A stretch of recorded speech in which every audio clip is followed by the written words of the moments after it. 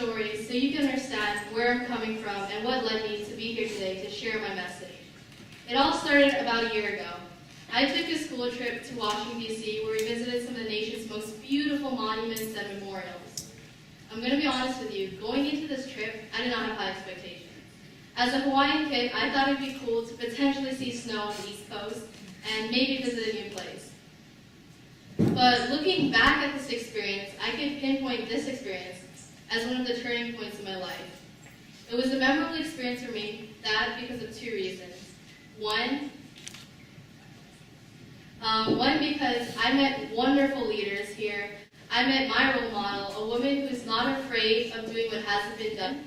She is known for pushing barriers, and you guys might know her as Tulsi Gabbard, the woman on the right. And at the age of 21, she was the first woman elected into a state legislator. She is also the first Hindu and American Samoan ever to be elected in Congress.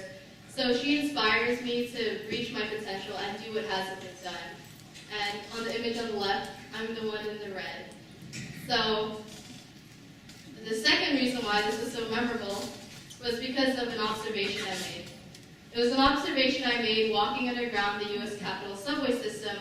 For those who don't know what that is, for those of you who don't know what that is, it is this underground tunnel that connects Senate buildings to the Capitol building where votes are held. And it is a beautiful sight.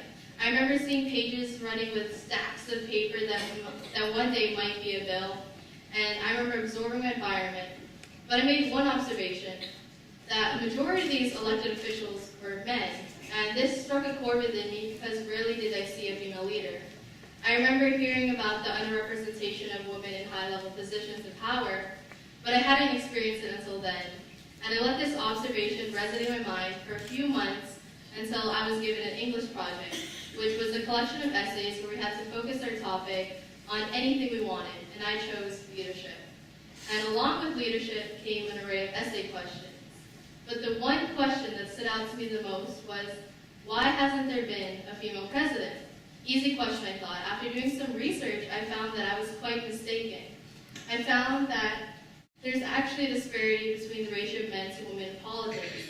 As of now, we're around 19% of seats held in Congress are actually held by women, which is not a lot, but you might be asking, why does this matter? To me, it matters because a lot of these laws directly affect women. So shouldn't there be more of a woman's voice in high-level positions, yes. For example, Congress? So even more surprisingly, I found out that this trend wasn't only apparent in politics. It was found everywhere. In businesses, as you climb the corporate hierarchy, less and less women are to be found. So I realized that this is a well-known fact that women are underrepresented in high-level positions. But the exact reason is still under much debate. So I have my solutions that I will share with you later on in this talk. But since this was such a broad idea, I decided to focus my research on a region, and I chose America. So the first push for women's rights in America was in 1848, where 300 activists came together in New York to strategize how to overcome the women's suffrage. And a long 72 years after that, women were finally given the right to vote in 1920. So if you look back at it, that is just under 100 years ago. And even more recently, in 1963, women were finally given the right to equal pay, meaning around 50 years ago, it was legal for an employer to pay a man more than a woman simply because he was a man. So with a history like this, can't you see why there still generally isn't women at the top? We can't go from a long lineage of male leaders to an equal ratio. It takes time and requires a societal change of all of us. So I boiled my solution down to 3 points. A societal change that is needed. We need to start embracing ambition amongst everyone. And ladies, we need to be more confident in what we do. First, the societal change is we need to eliminate the negative subconscious attitudes we have towards women in power. We need to stop making jokes about how women are only here to cook, clean, and care for the youth. Because by doing that, we're doing a disservice to the true potential of all women around the world. And this goes on to embracing ambition. We need to tell the girls at a young age that they can, and we need to stop telling them that they're only here to cook, clean, and care. So what I'm saying is let your little girl play with like building blocks, stuff that girls typically wouldn't do. Because to me, when I see a woman when I see a woman in a role traditionally held by men, it inspires me and opens endless possibilities. And let's face it, we need more female leaders in this world, because strong female leaders send a strong message to the youth and to future generations. But where do these leaders come from?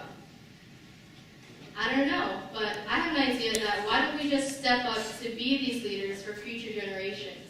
You can be the role model Tulsi Gabbard was for me and spark a sense of ambition onto someone else. And how amazing would it be to inspire someone to follow their vision? So this goes on to confidence. We have to be confident enough to step out of our comfort zone and try something new. Who knows, you might even find a passion for something, and that might even be leading. And that might be something you're wanting to do later in life as a career. So my solution is simple, yet it's so far-fetched. And if we all can be confident enough to dare to lead, then hopefully we can have an equal world where both men and women lead together.